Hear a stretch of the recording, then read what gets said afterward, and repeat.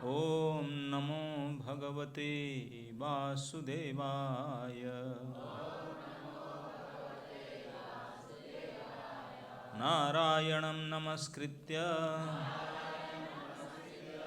नरं चैव नरोत्तमं देवीं सरस्वतीं व्यासं ततो जयम् उदीरये। कृष्णाय वासुदेवाय देवकी नंदनाय च नंदगोपकुमाराय गोविंदाय नमो नमः।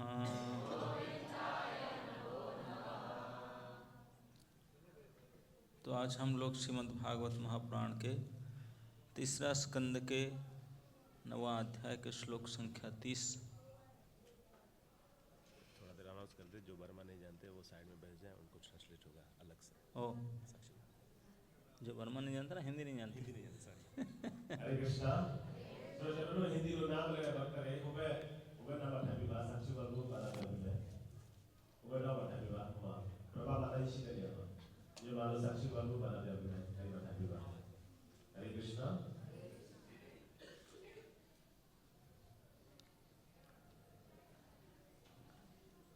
आपका जगन्नाथ मंदिर के प्रतिष्ठा काल,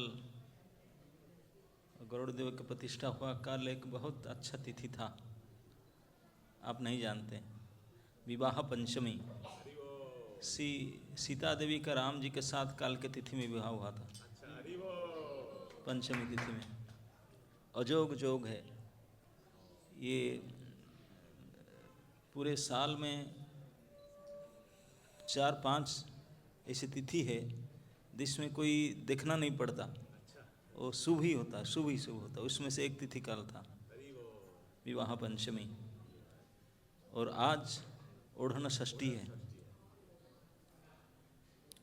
श्री जगन्नाथ मंदिर में जगन्नाथ जी आज से उनको ठंडा लगेगा तो ओढ़ने के लिए वस्त्र स्वीकार करेंगे, ब्लैंकेट रजाई आज से स्वीकार करेंगे। तो भगवान के लिए जो भी कुछ होता है वो फेस्टिवल होता है। वो चादर ओढ़ेंगे भी फेस्टिवल है वो नहाएंगे तभी फेस्टिवल है। सब फेस्टिवल होते हैं भगवान के लिए। तो हम भागवत में थोड़ा चर्चा करेंगे, फिर ओढ़न षष्ठी के बारे में बोलेंगे, फिर गदाधर प्रभु ने बताए थे सुदर्शन विस्थापित होंगे, चक्र के बारे में थोड़ा बताएंगे। तो समय लगेगा, 10 बजे तक चलेगा। तो आज के श्लोक है, भूयस्तं तप आतिष्ठ विद्यां चैव मदाश्रयां ताभ्याम् अंतर्हृदि ब्रह्मन् लोकान् द्रक्ष्यस्यपावृतान्। भूयस्त्वं तप आतिष्ठ विद्यां चैव मदाश्रयम्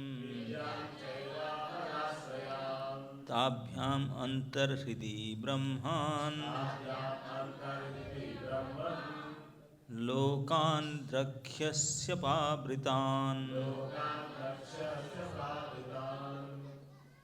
भूयस्तं तप आतिष्ठ विद्यां चैव मदाश्रयाम् अंतर्हृदि ब्रह्मन् लोकान् द्रक्ष्यस्य पावृतान्। भूयस्तं तप आतिष्ठ विद्यां चैव मदाश्रयम् ताभ्याम् अंतर्हृदि ब्रह्मन् अन्तर्हृदि ब्रह्मान् लोकान् रक्षसपावृतान् लोकान् रक्ष्यस्य पावृतान्।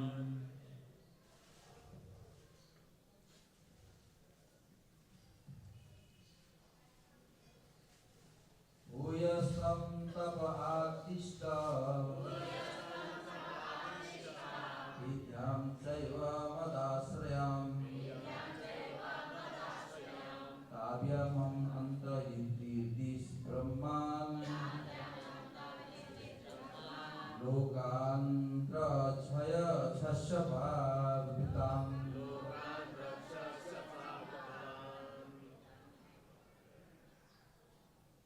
भूयस्तं तप आतिष्ठ विद्यां चैव मदाश्रयाम् आभ्याम् अन्तर्हृदि ब्रह्मन् लोकान् रक्ष्य सपावृतान्।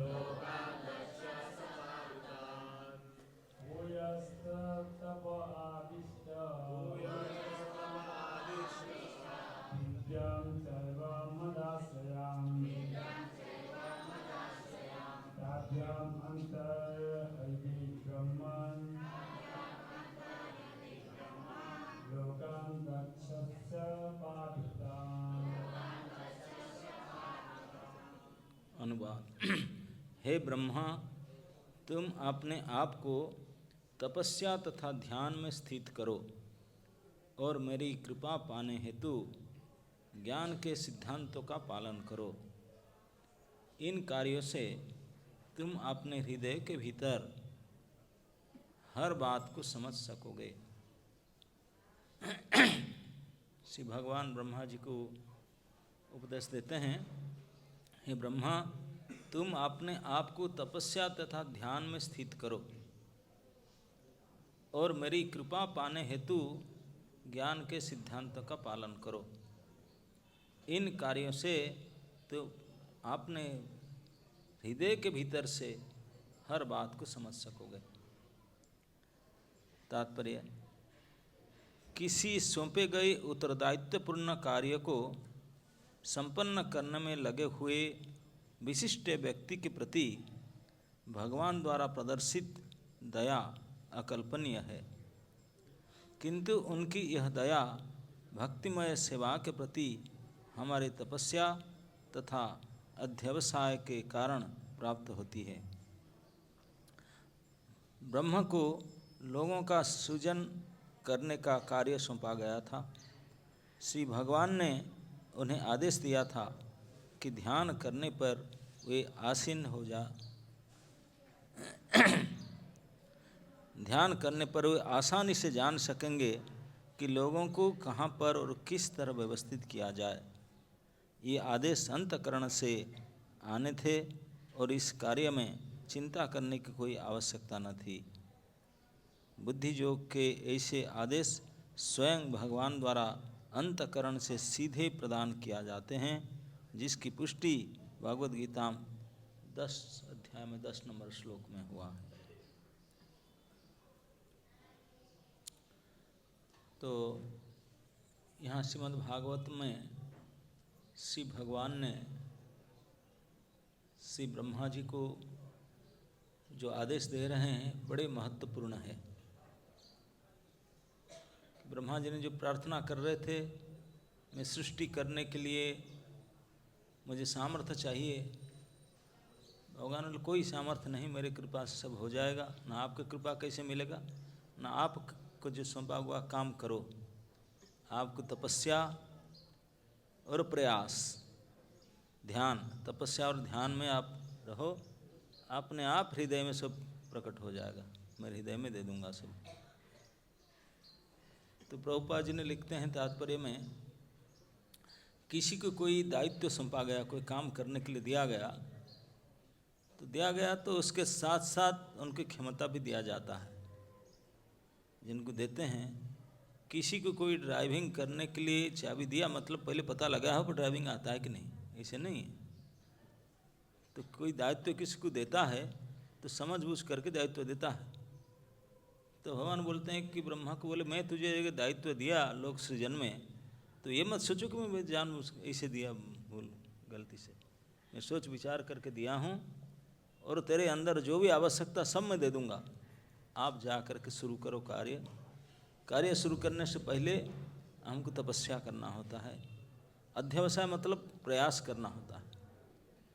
प्रयास और तपस्या, इसमें प्रभुपाद कहते हैं किसी सौंपे गए उत्तरदायित्वपूर्ण कार्यों को संपन्न करने में लगे हुए विशिष्ट व्यक्ति के प्रति भगवान द्वारा प्रदर्शित दया अकल्पनीय है। भगवान बड़ा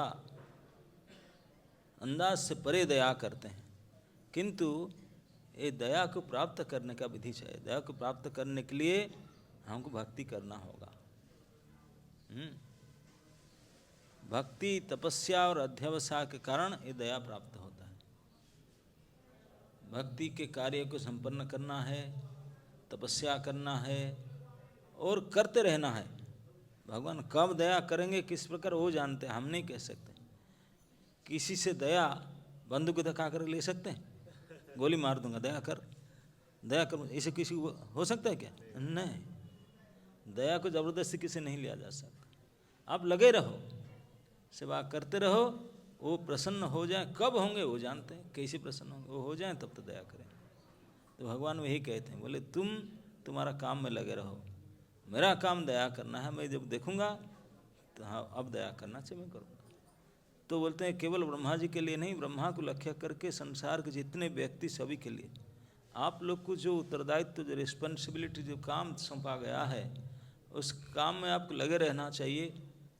उसके लिए हमको तपस्या करना चाहिए, भगवान को प्रार्थना करना चाहिए, जो आवश्यकता सब करते रहना चाहिए और भगवान के ऊपर प्रार्थना करना चाहिए, प्रभु जो आप दया करेंगे तब होगा, हमसे तो कुछ होगा ही नहीं।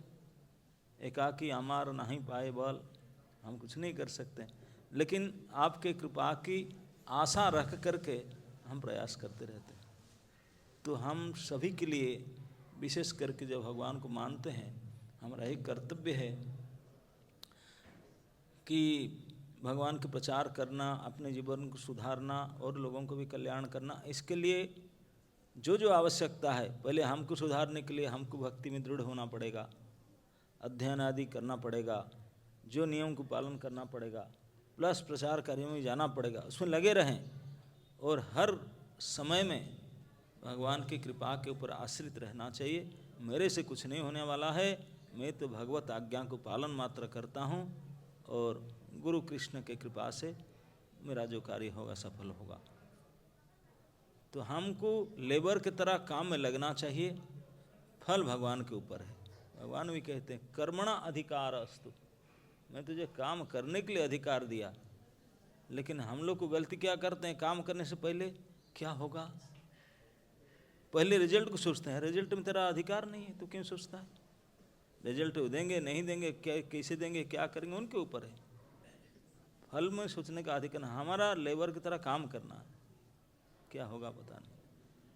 तो भगवान कहते हैं जो इस प्रकार करते हैं तो उनको जो आवश्यकता मैं देता हूँ। जो फल को आशा करते हैं, नहीं मिला तो हताश होते हैं। आशा ही नहीं कहते, मिला अच्छा, नहीं मिला तो भी अच्छा, क्या फर्क पड़ता है, तो हमारा तो था नहीं। तो ये काम करके काम से बचना और सुख में सम रहना का प्रोसेस है कि फल की आशा कभी नहीं करना चाहिए। फल तो उनके ऊपर है, वो देंगे देंगे, नहीं देंगे। हमको अपना कर्म करके संतुष्ट। लेबर लोग, उनको काम खटना है, वो थोड़ी जानते बिल्डिंग बना नहीं बना क्या मतलब कि आपको लेबर को बुला कुछ काम करे, देखेगा तो मंदिर प्रतिष्ठा हो ना हो, हमको क्या जाता है। हमको जो सौंपा गया काम वही करेंगे।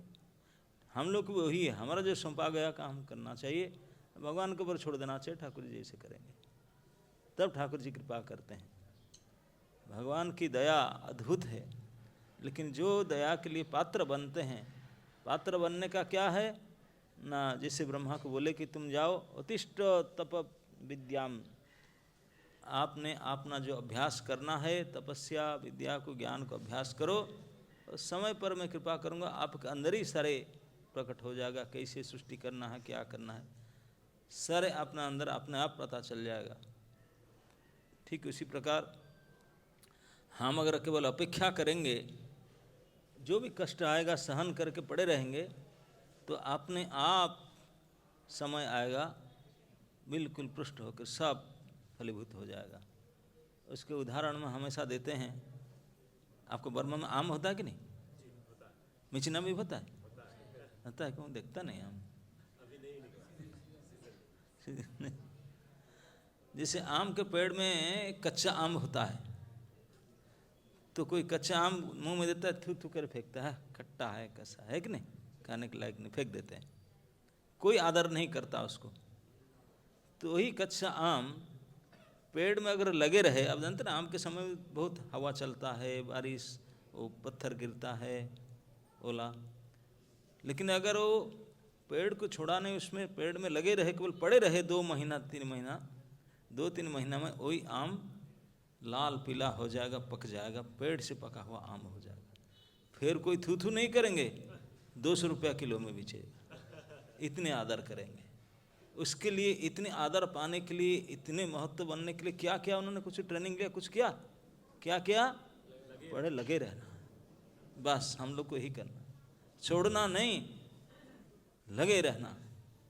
लगे रहो, जो आपको थुथुकार करते हैं, हट बेकार है, कोई का नहीं, कुछ नहीं, पड़े रहो, लगे रहो, तो समय आएगा आप पक जाएंगे, लाल पीले हो जाएंगे, तो कितने भाव बढ़ जाएगा आपका, सब बोलेंगे मुझे चाहिए, मुझे चाहिए, एक पेड़ के पका हुआ आम, ऐसे हो जाएगा। जब छोड़ देंगे, नहीं कुछ हो नहीं रहा है यार, सब लोग ऐसे बोलते हैं, छोड़ देंगे तो सूख जाएंगे, काला पड़ जाएंगे, कीड़ा भी नहीं खाएगा आपको, कीड़े भी नहीं खाएंगे, जानते कि नहीं, जो गिर जाता है ना पेड़ से, सूख जाता है, गुड फॉर नथिंग।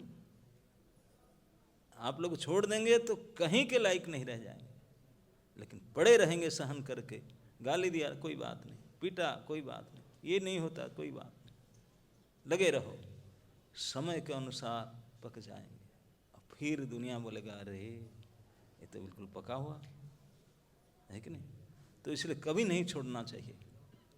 भगवान भी ब्रह्मा को ये कहते हैं, बोले तुझे कुछ लगने कैसे सृष्टि करूं, क्या करूं, कुछ नहीं पता, तुझे जो करना वही कर, अपने आप से हो जाएगा। मैं तुझे बोला तपस्या कर, ज्ञान के अभ्यास कर, अध्यवसाय कर, अध्यवसाय मतलब लगे रहना कुछ काम में, अगेन एंड अगेन।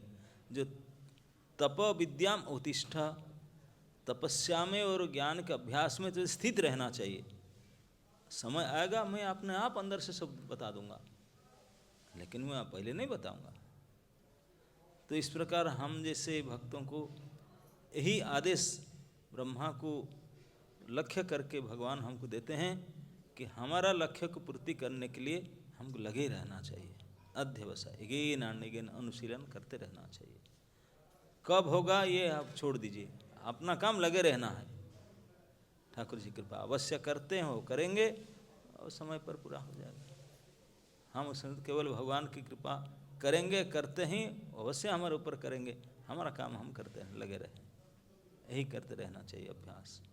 ये काम करने के लिए भगवान ब्रह्मा जी को आदेश देते हैं। ब्रह्मा सृष्टि के सर्वप्रथम जीव है, बाकी हम लोग सब उनके बाद में आए हैं।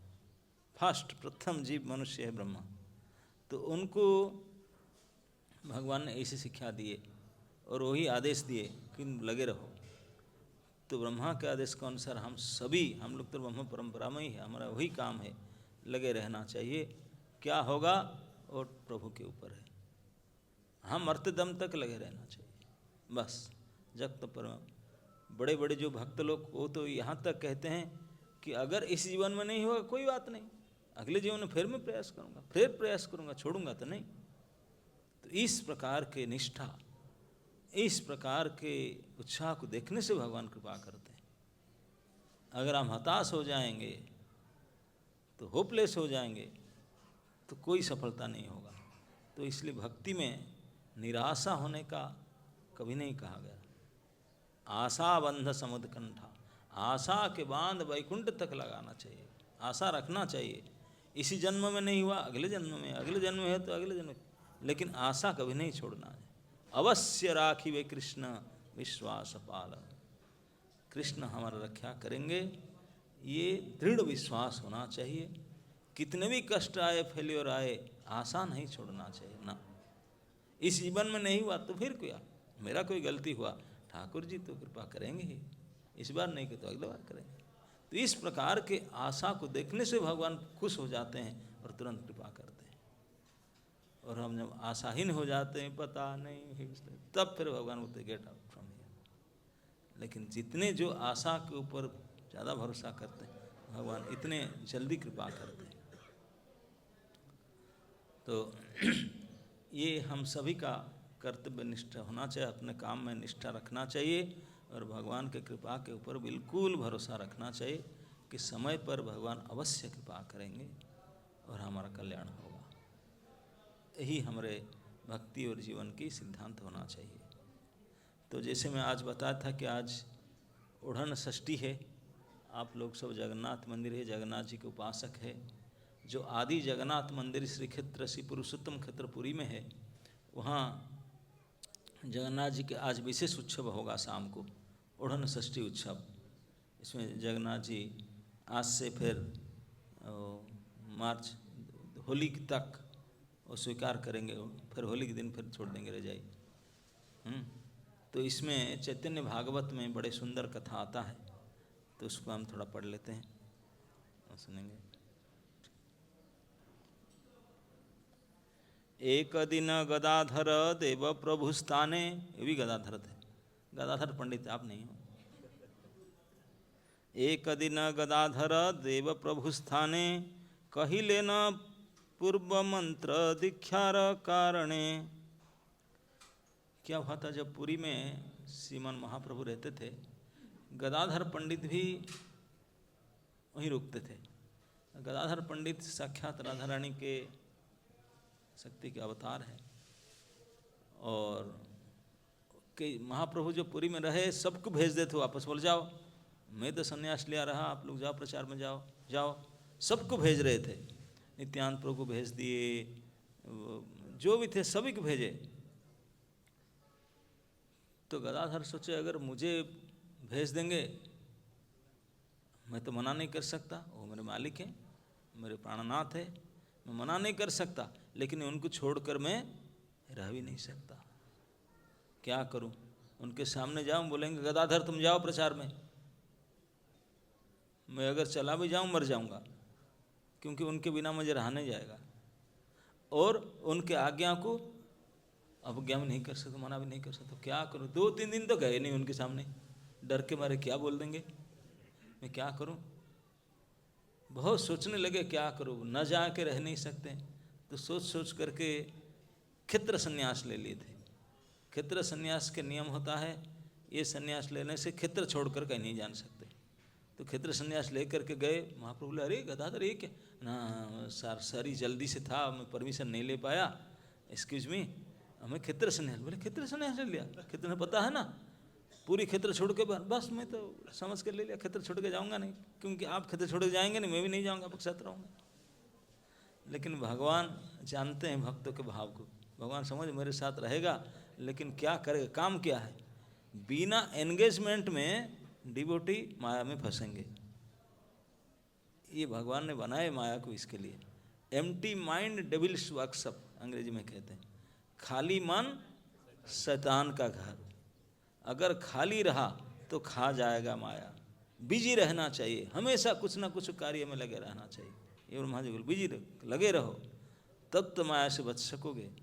खाली रहोगे तो माया खा जाएगा। इसीलिए सारे ब्रह्मचारियों को फिजिकल बुक डिस्ट्रीब्यूशन में अभी मैराथन चल रहा, जाना चाहिए, प्रचार में करना, किसी में लगे रहना चाहिए। अगर खाली रहे तो माया में फंसेंगे। तो लगे रहना चाहिए। तो भगवान सोचे कि अगर बाकी तो सब प्रचार में भेज दिया है तो संन्यास लेकर ही रह लिया, कोई बात नहीं, उसको कोई काम में लगाएंगे। तो भगवान ने जा करके समुद्र किनारे हाँ कृष्णा कह करके एक गोपीनाथ विग्रह प्रकट किए, बालू से नीचे खोद करके, वहीं से प्रकट है गोपीनाथ। जो देखे होंगे पुरी में टूटा गोपीनाथ है, वो टोटा में गोपीनाथ को भगवान ने प्रकट करवा करके बोले गदाधर काम करोगे ना क्या, अब मेरे पास कोई है नहीं, विग्रह हैं गदाधर ललिता जी राधा रानी, तो आप सेवा करो।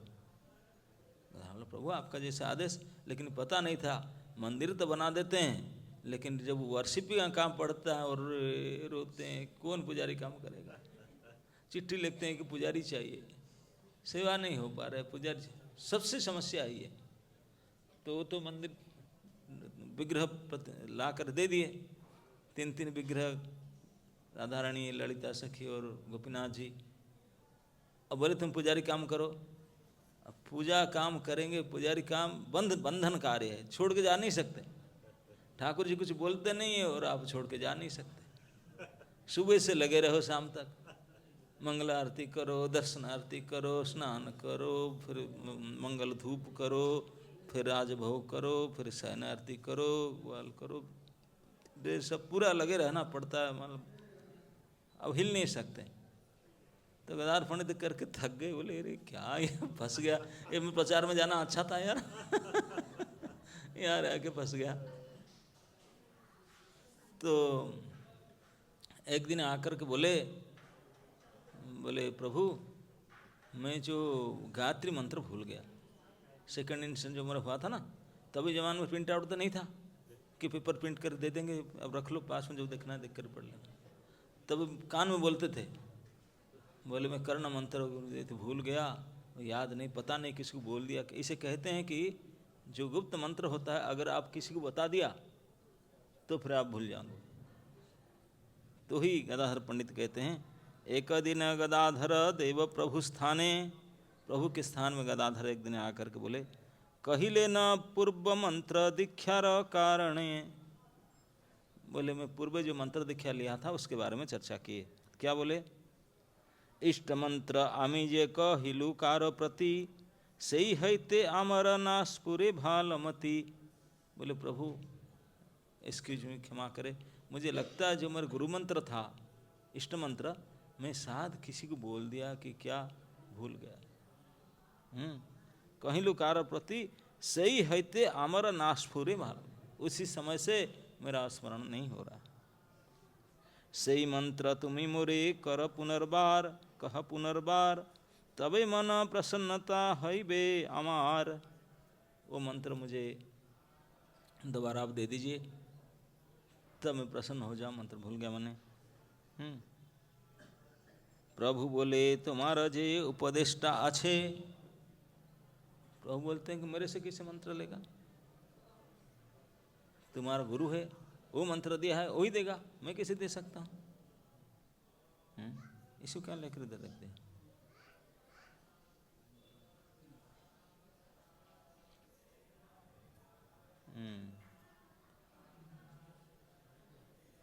तो महाप्रभु कहते हैं कि नहीं, मैं नहीं दे सकता हूँ, आपके जो मंत्र उपदेष्टा गुरु आप कहें वही देंगे।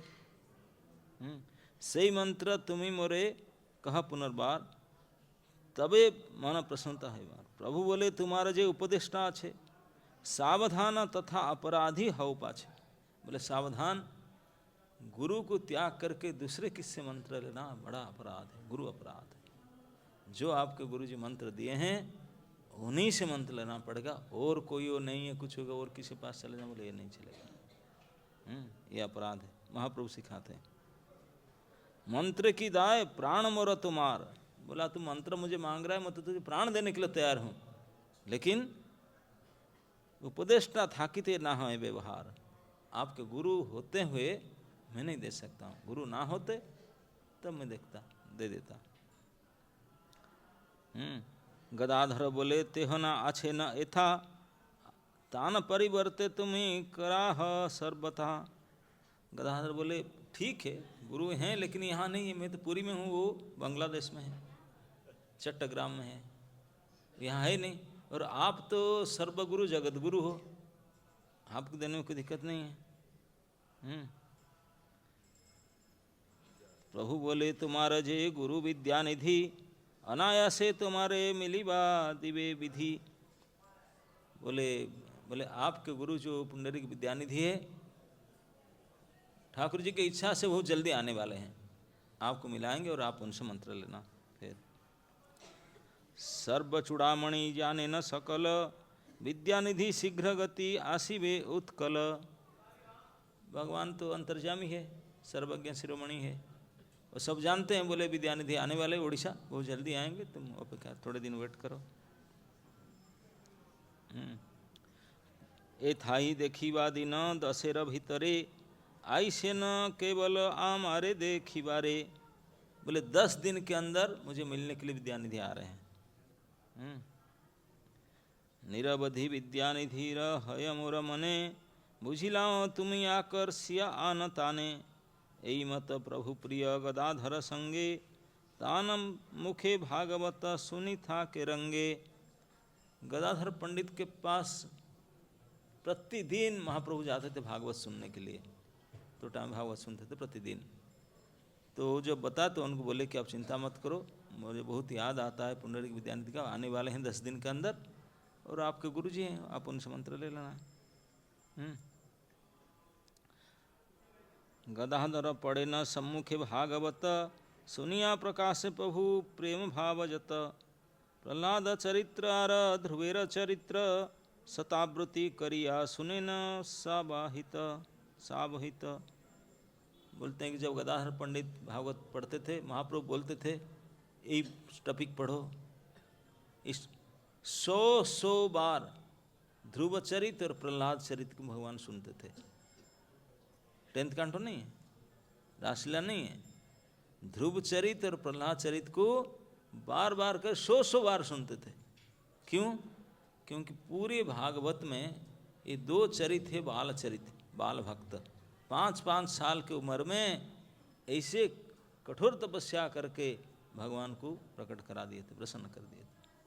तो जब एक छोटे बालक ऐसा कर सकते हैं 5 साल की उम्र में, तो मन में बड़ा उत्साह, तो हम क्यों नहीं कर सकते?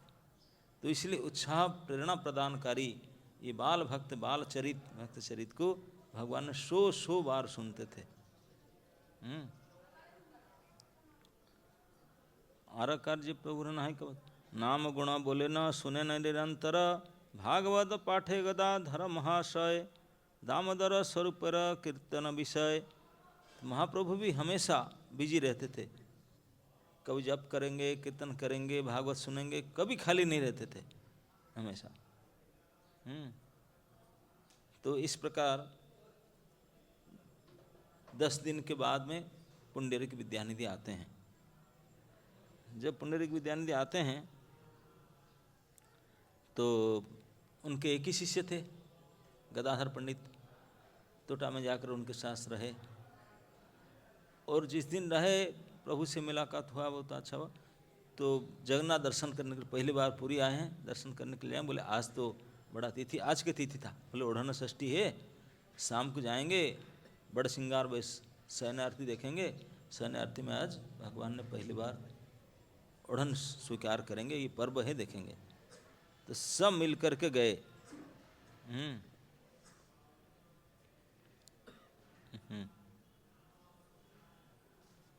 तो मिल करके ओढ़न षष्ठी पर्व देखने के लिए गए।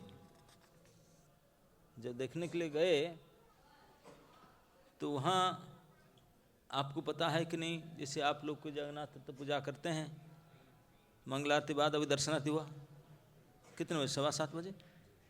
आपका घड़ी तो अभी तक 8 नहीं बजा है। इतने बड़े नया मंदिर बना फर्स्ट क्लास, कितने बढ़िया घड़ी लगाया लकड़ी का, चलती नहीं, उसको तो ठीक करना चाहिए। एक ही तो घड़ी है पूरा आपके कैंपस में। तो महाप्रभु ने बोले कि शाम को जाएंगे, विशेष उत्सव आज है ओढ़न षष्ठी को दर्शन करने के लिए।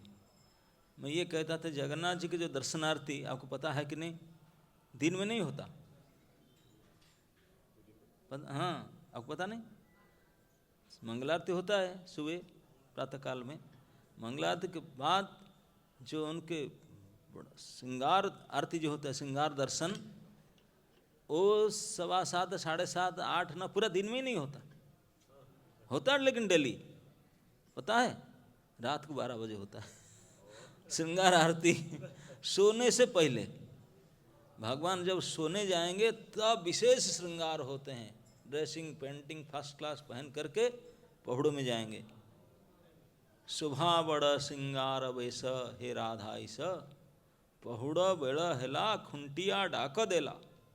पहुड़ा मतलब सोने का, सोने का टाइम हुआ तो आवाज हुआ अब सोने का टाइम, अब प्रभु विशेष श्रृंगार दर्शन करेंगे। बड़ा श्रृंगार वेश है। हम लोग श्रृंगार आरती करते हैं ना, बड़े सुंदर कपड़ा माला सब बढ़िया सजा करके श्रृंगार करके, तो भगवान जगन्नाथ विशेष श्रृंगार होते हैं, बिल्कुल महा पुष्प में, नाना प्रकार भांति भांति पुष्प में 1-1 क्विंटल फूल लगाएंगे, और विशेष सज्जा होंगे। लेकिन कब? सोने से पहले। और सोते हैं 12 बजे से पहले, कोई सोते नहीं, तब जा करके श्रृंगार दर्शन होगा। जब मंदिर में कोई लोग नहीं होंगे देखने के लिए। भगवान जगन्नाथ जी के श्रृंगार दर्शन में हार्डली कुछ डिवोटी लोग जानते हैं कि हम श्रृंगार दर्शन करेंगे इसलिए जाते हैं, नहीं तो लोग अलग सोचते थे 12-1 बजे कौन रहे। एकादशी के दिन तो 2 बजता है, 2 बजे तक श्रृंगार दर्शन होता है। इतने लेट हुए। हम लोग श्रृंगार दर्शन करके आएंगे, हमारा मंगल आरती होगा, मंगल आरती के समय श्रृंगार दर्शन होता है। अभी दुनिया में कोई लोग देखें सोने से पहले नया कपड़ा आयरन किया हुआ चकाचक ड्रेसिंग पटनिंग होता है ना, कपड़ा उतार करके गमछा पहन कर जाते हैं सोने के लिए। लेकिन ठाकुर जी जगन्नाथ जी हमारे ऐसे हैं, सोने से पहले बढ़िया चकाचक ड्रेसिंग पेंटिंग होंगे, और दिन भर बोले ये क्या उनके साथ। उनका रहस्य है अलग। तो इसलिए श्रृंगार जब होंगे सोने से पहले, तो सोने के समय में रजाई लेंगे, उड़ेंगे, तो इसलिए श्रृंगार दर्शन भी होगा, बड़ा श्रृंगार दर्शन, और ओढ़न षष्ठी भी देखोगे क्योंकि रजाई ओढ़ेंगे आज। तो आज का दिन भगवान चैतन्य महाप्रभु अपने सारे भक्तों को बुलाए, बोले आज देखने जाएंगे, लेट नाइट में होगा, सब लेट नाइट में चलते हैं, सब गए। तो विद्यानिधि भी, पुंडरीक विद्यानिधि आए थे प्रथम बार, वो भी गए, क्योंकि मंदिर में भीड़ नहीं रहता, रात के 12 बजे बाद भीड़ खत्म से चले जाते हैं। कुछ ही लोग थे केवल गौड़ीय भक्त जो वहीं रहते हैं, तो देखे लेके महाप्रभु देखे। तो श्रृंगार हुआ, श्रृंगार के बाद जो पहुड़ा समय जो सोने का टाइम हुआ, बेड अगरा लग गया, निद्रा देवी आते हैं तब भगवान सोते हैं, ड्रेस लगता है। तो जो नया रजाई आया, चतुर्था मूर्ति, हाँ 3 मूर्ति नहीं, चतुर्था, जगन्नाथ बलदेव सुभद्रा सुदर्शन, हमेशा 4 विग्रह रहते हैं, चतुर्था मूर्ति। सब लोग चारों के लिए अलग अलग वेश होगा, चारों के लिए पुजारी, सब चारों ड्रेस, चतुर्धाम विग्रह हैं। तो चारों सेट रजाई आया, क्विल्ट, नया रजाई बिल्कुल आया, जो उसमें जो कपड़ा कवर लगाए थे, वो कपड़ा में स्टार्च समझते ना, माड़, अब माड़ बोलते हैं, माड़ लगाया हुआ था। वो चावल के पानी होता ना, कपड़ा में चढ़ाते हैं, नया कपड़ा में, वो चढ़ा हुआ था। तो कवर में ला करके दिए, तो उसको पुंडरीक विद्यानिधि देखे, बोले ये तो चावल के पानी है, तो स्टार्च है, ये तो विशुद्ध नहीं हुआ, उसको जो कपड़ा लाते हैं उसे धोना पड़ता है। ऐसे माड़ लगा हुआ कपड़ा को लाकर धो के सुखा कर फिर भगवान को देना चाहिए, और वो लाए भगवान को चढ़ा दिए। पुंडरीक बोले ये क्या कर रहे हैं, ये तो चावल का पानी है, बॉयल किया चावल का पानी है उसमें, ये तो अशुद्ध है, उसको कैसे ठाकुर जी दे चढ़ा दिए, ये तो ठीक नहीं है, शुद्ध नहीं है। तो पूछे, उनके मित्र थे दामोदर स्वरूप, बोले दामोदर जी ये क्या कर रहे हैं, इधर जगन्नाथ जी साक्षात परम ब्रह्म है, उनके सेवा में गड़बड़ कर रहे हैं, ये तो अशुद्धिकरण है। माड़ लगा हुआ वस्त्र को कैसे पहना दिए। दामोदर स्वरूप बोले पंडित जी, विद्यानिधि जी, ये जगन्नाथ है, परम ब्रह्म है, उनके लिए पवित्र पवित्र क्या होता है, उनके लिए कुछ भी आ जाए सब पवित्र हो जाएगा, ये तो सबसे शक्तिमान। बोले हाँ ये बात मैं मानता हूँ, ये जगन्नाथ ठाकुर जी महाशक्तिमान है, हाई पावर, जो हाई वोल्टेज करंट उनके पास कोई जल कर आग हो जाएगा, है कि नहीं। उनके लिए पवित्र क्या अपवित्र क्या, सूर्य को कोई अपवित्र कर सकता है, हो ही नहीं सकता, वो जो जाएगा अपवित्र वही पवित्र हो जाएगा। तो बोले जगन्नाथ जी तो सूर्य उनके एक छोटा सा शक्ति, कितनी पावरफुल है, उनको कोई अपवित्र वस्तु अपवित्र कर ही नहीं सकता। तो पुंडरीक विद्यानिधि बोले हाँ बात मैं मानता हूँ सही है, लेकिन क्या है, उनका जो सेवक है उनको तो लगेगा, और सेवक जब हाथ में छुआ तो उनको हाथ धोना पड़ेगा, उन्हें नहाना चाहिए, तो धोए उसको हाथ में पकड़े। जगन्नाथ जी को लगेगा नहीं, उनको तो लगेगा ना। हाँ तो बात सही है ना, वो कैसे करते हैं, से बोलो कैसे किए ना, मैं बात नहीं जानता हूँ, नहीं बोल सकता, आप प्रभु से बोलो और राजा से कंसल्ट करें कुछ ना। हाँ काल बात करता हूँ, मैंने प्रभु से बोलूँगा ये क्या कर रहे हैं, सो गड़बड़ कर रहे हैं, ठाकुर जी की सेवा ठीक नहीं हो रहा है। तो पुजारी के बारे में कंप्लेन करने के लिए विचार किए, बोले सेवा ठीक से नहीं हो रहे, कंप्लेन करेंगे। तो ही बातचीत करते करते लेट हो गया था, रात में वापस आए, वापस आके अपना अपना घर में गए सोने के लिए, वो भी अपने घर में गए सोने के लिए विद्यानिधि। रात में लेट नाइट में आकर सोए थे और गदाधर पंडित भी सो गए। बोले चलो जोगे गुरु जी आए, कल मंगला आरती में आएंगे, क्योंकि जहाँ कोई बड़े सन्यासी गुरु जी जाते हैं तो डिवोटी लोग एक्सपेक्ट करते हैं मंगला आरती तो वो ही गाएंगे, है ना। नहीं, मंगला आरती आए नहीं, बोले शायद लेट नहीं, टायर्ड थे, नहीं आ पाए। कोई तो नहीं, दर्शनार्थी तो आएंगे ही, दर्शनार्थी नहीं आए तो भागवत क्लास तो उनका नाम अनाउंस हुआ है, वही तो देंगे। भागवत क्लास में नहीं आए, 8 बजे नहीं आए। बोले क्या ब्रेकफास्ट, 9 बजे भी नहीं आए। अब तो क्या हो गया, आ नहीं रहे, गुरु जी को अंदर नहीं जा सकता हूँ, उठ नहीं, क्या हो गया, तबीयत खराब। बैठ कर बड़े चिंता में गदाधर बाहर खड़े बैठे, 9 बज गया, गुरु जी अब तक आ नहीं, दरवाजा नहीं खोल रहे हैं, क्या बात है। तो सर्व दामोदर जी आए, बोले गदाधर बड़ा चिंता में बैठा है। बोले गदाधर जी क्या हुआ ना, गुरु जी उठे नहीं, पता नहीं, कल तब साथ में दोनों आए थे, क्या हुआ। बोले अभी तक नहीं उठे ना। नहीं, मैं तो सुबह से वेट कर रहा हूँ, उठे नहीं। तो बुलाए बाहर खड़ कर, अरे पुंडरीक जी क्या हो गया। जैसे पुंडरीक सुने कि उनके मित्र आ रहे हैं, धीरे से कवाट खोल कर बोले आ जा, अंदर आ जा। उनको बुलाए, गदाधर नहीं थे कहेंगे तो बुला, तो अंदर बुला लिए, कवाट बंद कर। बोले क्या हो गया। स्वरूप दामोदर देखे कि पुंडरीक के मुंह बिल्कुल फूला हुआ है। बोले काल तो मेरे साथ में आया रात को, आधी रात में 12 बजे, अब क्या हो गया। न देख नहीं रहे, ना देखते रहे, कौन पिटाई किया आपको, कौन मारा रात को आपके घर में घुस करके। ना घर में घुस करके मार होम डिलीवरी कोई आ गया। बोले कौन। बोले क्या बताऊं, इसीलिए तो मैं शर्म के मारे बाहर नहीं जाता हूँ, रात को सो नहीं पाया। मैं सोया था आधी रात में, तो लेट में आके सोया, थोड़ी देर के बाद अंदर आ गए। उनके लिए क्या दरवाजा बंद किया था, लेकिन घुस गए। बोले कौन। बोले वही जगन्नाथ और बलदेव। जगन्नाथ और बलदेव आकर मेरे घर में घुसे रात को 1 बजे, 1 बजे रात को घर में घुस कर गाली दी मुझे। बोले तेरा इतने साहस है, मैं मेरे सेवक से सेवा लेता हूँ, तेरे बाप का क्या जाता है, तू कंप्लेन करता है। ऐसा हुआ, पवित्र है, शुद्ध है, तुम बड़े जान कर आ गया। ऐसे किए, वैसे कह रहे थे तो बातचीत कर, गाली दे रहे थे। एक ऐसे चाटा मारा, जो जगन्नाथ जी एक चाटा मारा इस हाथ, इस गाल को पूरा 5 अंगुल का निशान। जैसे एक मारा, दूसरा भाई और चढ़ा दिया है, दोनों भाई दोनों गाल में चढ़ा दिए, बिल्कुल लाल फूल गया है, सूज गया है गाल, और 5-5 अंगुल के निशान है। अब फिर गाली दिए, बोले खबरदार अगर फिर कभी ऐसा किया तो फिर देखना। अब तक केवल 2 चाटा मार के गए, ऐसे गाली दे के मार करके गए। और तब से मैं रात को सो नहीं पाया, पूरे मुंह फुला हुआ है, सूजन है, पूरा निशान पड़ा है। क्या करूं, बाहर जाऊंगा तो लोग पूछेंगे गुरुजी क्या हो गया। शर्म के मारे मैं किसी को बोल ही नहीं सकता हूँ, इसलिए बाहर नहीं जा रहा हूँ। मैं बैठा हूँ अंदर कवाड़ बंद करके। तो सर्व अंदर बोले पुंडरीक विद्यानिधि सचमुच आप कितने बड़े सौभाग्यवान। बोले हम सालों से पुरी में रहते हैं, एक दिन भी ठाकुर जी स्वप्न में भी नहीं आए, लेकिन आप काली आए और आज घर घुस कर पिटाई करके गए जबरदस्ती। बोले कितने विशेष कृपा है भगवान के, आपके पास घर में जबरदस्ती घुस करके आपको दर्शन दिए, बात किए और पिटे भी। दर्शन पर्सन, स्पर्श भी, पिटा मतलब स्पर्श हुआ ना, बोले स्पर्श भी किए, दर्शन भी दिए, बात भी किए। साक्षात परमेश्वर भगवान का ऐसा ही तो अद्भुत कृपा है। आपका नाम विद्यानिधि नहीं है, आपका नाम आज से प्रेम निधि है। भगवान के प्रति जो प्रेम और किसका नहीं हो सकता। तो इसी प्रकार विद्यानिधि का नाम प्रेम निधि में प्रणत होता, भगवान से मार खा करके, है ना। नहीं, भगवान किसी को गाली भी देते हैं, मारते भी, ये भगवान की दया है, प्रेम है। तो ये पुंडरीक विद्यानिधि को आज के तिथि में उड़न षष्ठी के दिन घर में घुस करके मारे थे। तो गदाधर पंडित के गुरु जी थे, तो उनको तो मंत्र देने के लिए आए थे, लेकिन वे मार खाए इधर से।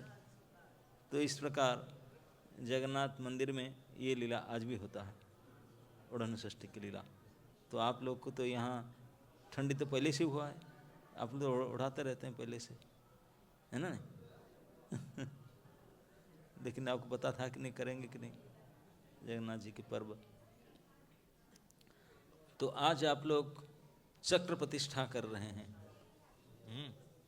तो ओढ़न षष्ठी के लिए ये देखा जाता है कि जगन्नाथ जी सेवा स्वीकार करते हैं, भिन्न भिन्न प्रकार की सेवा।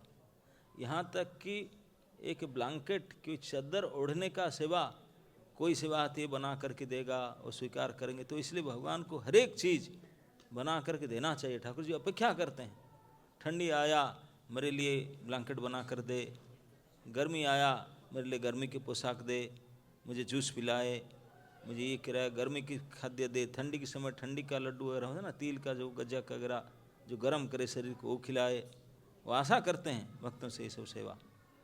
भगवान सेवा करते हैं और सेवा में कुछ कोई निंदा करे, कोई चुगली करे, घर में जाकर पीटते भी हैं उनको, लेकिन सबको नहीं पीटते हैं। उनके भक्त हैं जो प्रेमी भक्त, वो अगर कुछ गड़बड़ करे उनको दंडित भी करते हैं।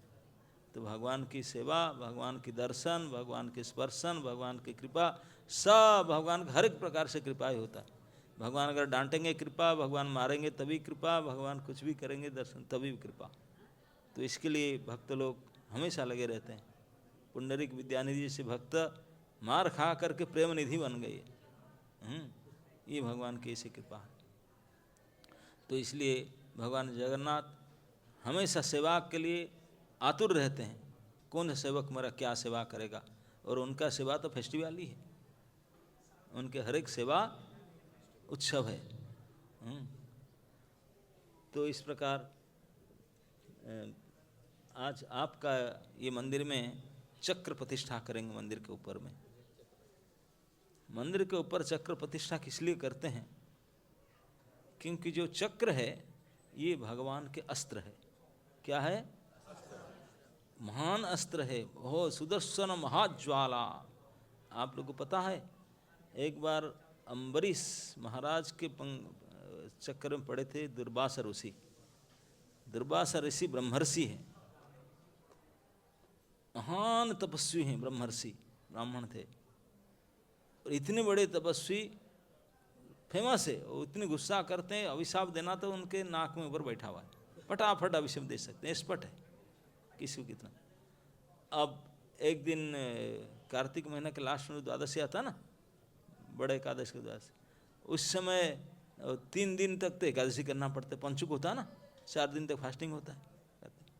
तो अम्बरीश महाराज मथुरा में थे, वो कर रहे थे, और उस दिन पूर्णिमा के दिन पहुँच गए दुर्वासा जी ने। तो उनको इन्वाइट किए, महर्षि ब्रह्मर्षि आप आए हैं, आज आपको भोजन दिलाकर दक्षिणा दिलाकर मैं पारायण करूँ ना। मैं जब जमुना स्नान करके आता हूँ, स्नान करने गए, पारायण के समय जा रहे हैं, उनको मजा ले रहे, उनको आए नहीं। तो अम्बरीश महाराज बोले कि समय आ रहा है, क्या करूं, व्रत पारायण करना चाहिए, लेकिन अतिथि ब्राह्मण अभी आए नहीं।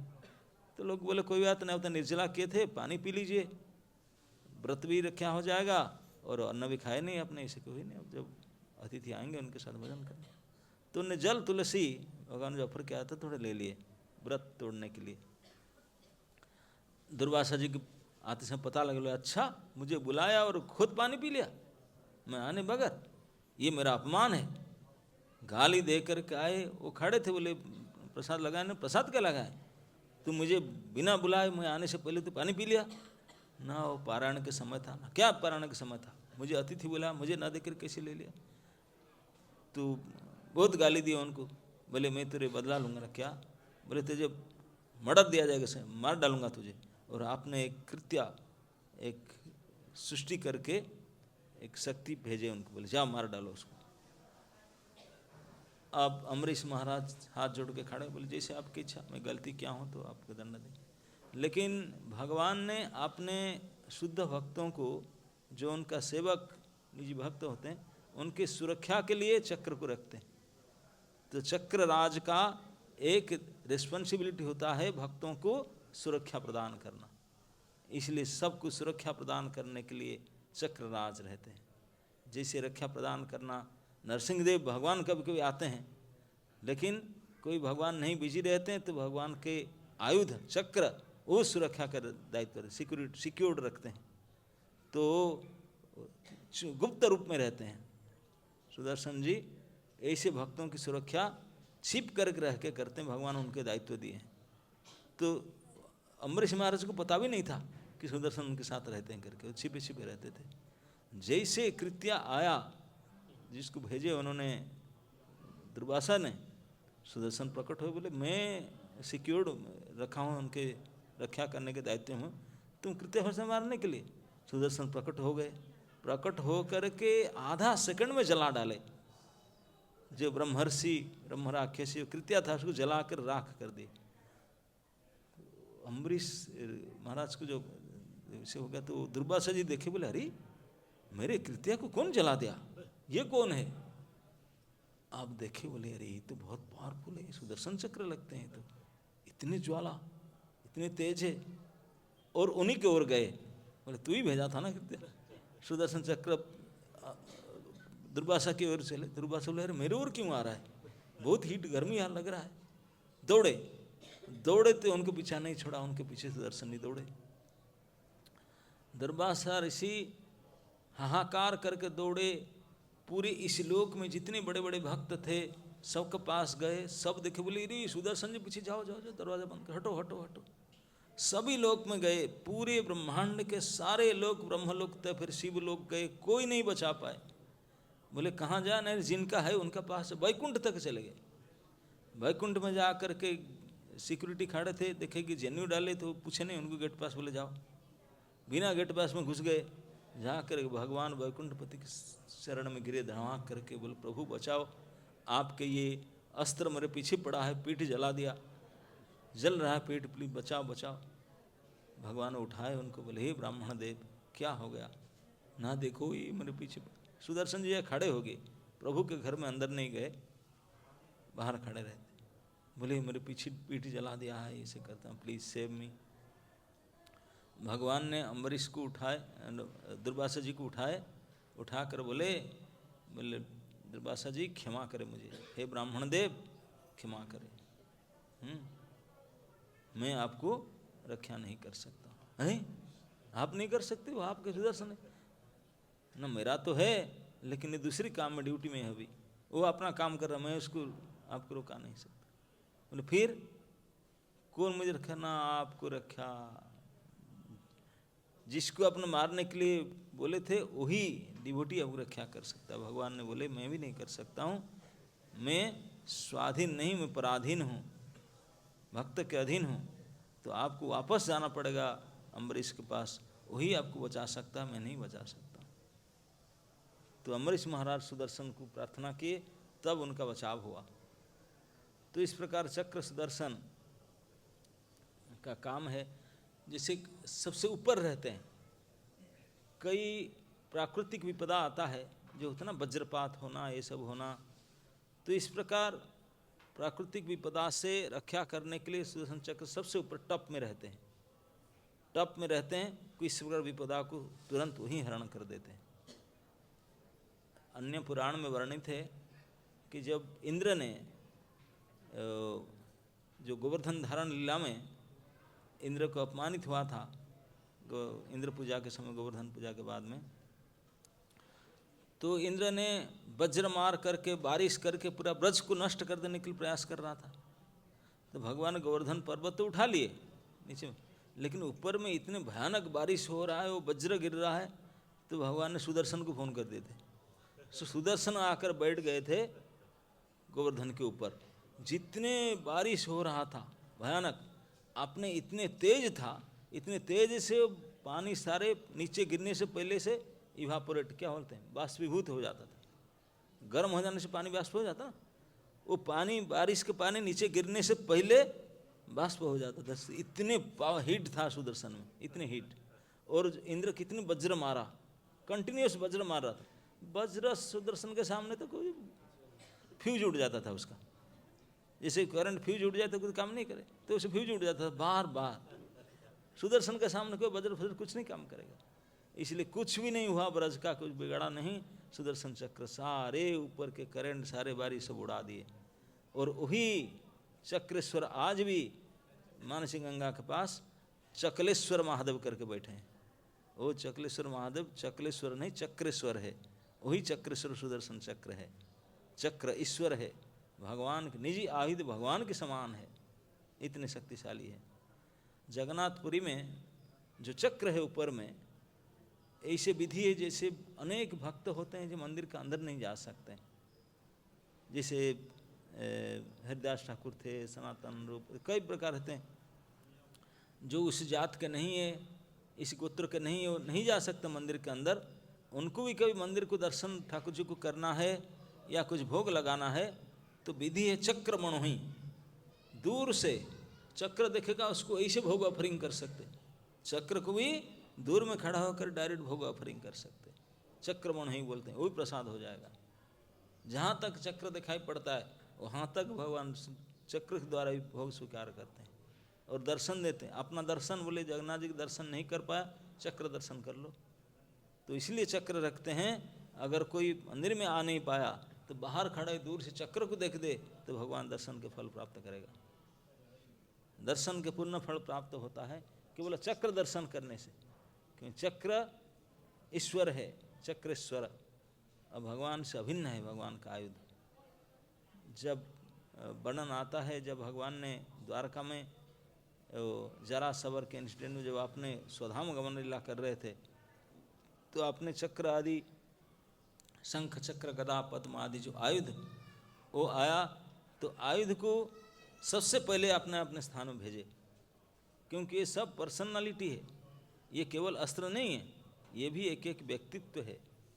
ये भगवान के सेवा में रहते हैं। चक्रराज, सुदर्शन, कौमुदी की गदा, ये सब सारंग धनुष, ये सब भगवान की सेवा में रहते हैं, वही सब व्यक्ति हैं। तो इस प्रकार चक्रराज सुदर्शन भगवान के आयुध बने हैं। भगवान उनको भक्तों की सुरक्षा के लिए दायित्व दिए हैं। तो भक्तों के हर प्रकार की सुरक्षा का दायित्व चक्रराज सुदर्शन के है। तो भक्त का दायित्व, भक्त के बना हुआ मंदिर का भी दायित्व है। तो इसलिए मंदिर के ऊपर रखते हैं ताकि मंदिर के हर प्रकार सुरक्षा के लिए ये चक्र सिक्योरिटी है और रिस्पॉन्सिबिलिटी है। और कभी मंदिर बंद होता है, दूर से आ नहीं पाए, तो चक्र को दर्शन करके प्रणाम करने से भगवान को दर्शन के फल प्राप्त होता है। तो इसलिए चक्र सुदर्शन आज आपका यहाँ प्रतिष्ठा होगा। कई लोग जो कभी आ नहीं पाए, जल्दी से दूर से चक्र को देख लो, प्रणाम कर लो, तभी भी हो जाएगा। तो जगन्नाथ जी के आप देखेंगे यहाँ पर भी अल्टर में देखिए, सुदर्शन चक्र भगवान के लेफ्ट में रहता है, लेकिन आप देखो चित्र में चक्र तो राइट साइड में धारण करते हैं। ये बाएं पत्र क्यों रहते? ये हाथ में रहना चाहिए। ये शंख का होता है, लेफ्ट साइड शंख, राइट साइड चक्र है, लेकिन अब चक्र लेफ्ट में रहता है कि नहीं? हमें सब जगह में लेफ्ट में रहता है। उसका रहस्य सभी नहीं जानते, क्योंकि भगवान कृष्ण द्वारका में जब जगन्नाथ बने, जब कृष्ण बलराम आ रहे थे, सुभद्रा देवी खड़ी रही थी, ब्रज की कथा जब सुन रहे थे, जिसको सुन करके विकार हुआ, सुभद्रा जी पहले खड़ी थी, दो साइड में दोनों भाई जाकर खड़े हो गए कृष्ण बलराम, और कृष्ण के हाथ में बांसुरी रहता है ना? बांसुरी कहाँ रहता है? बाएं हाथ में। चक्र रहता है दाएं हाथ में, बांसुरी रहता है बाएं हाथ में बांसुरी। तो जा कर के जब ब्रज के कृष्ण, बाकी ब्रज को छोड़ कर कृष्ण कभी बांसुरी हाथ में नहीं लिए।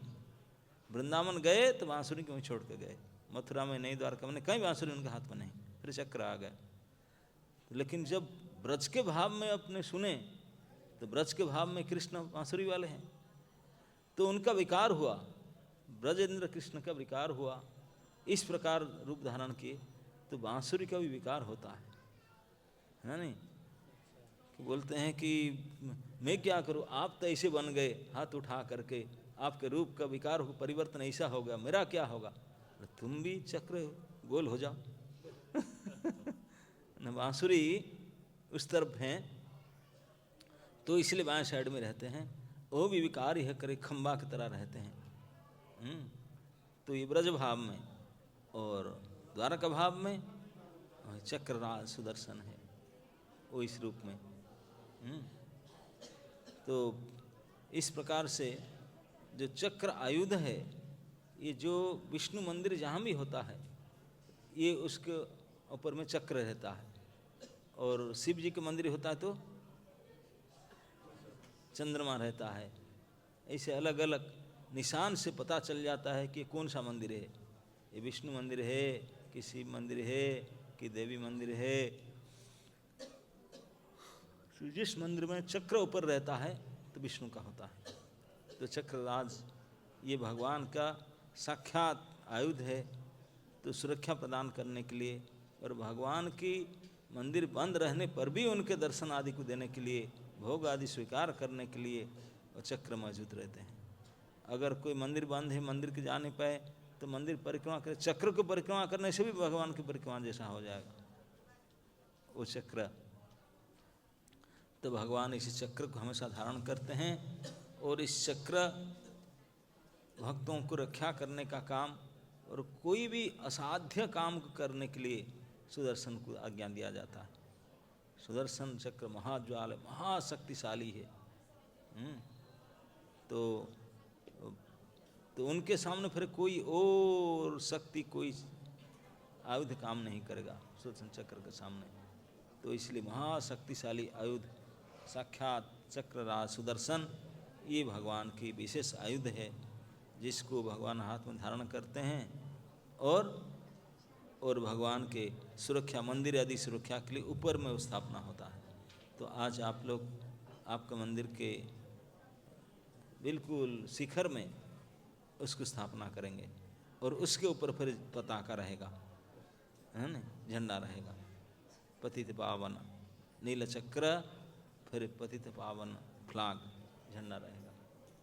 तब जा कर के जगन्नाथ जी का मंदिर का पूर्णता होगा, कंप्लीट होगा। तो बाकी तो सब हो गया। तो आज केवल अभी पुजारी लोग लगे होंगे, चक्र लेकर प्रतिष्ठा करेंगे अभी 10 बजे। तो इस प्रकार चक्रराज की प्रतिष्ठा और भगवान का आज ओढ़ने के लिए वस्त्र को स्वीकार,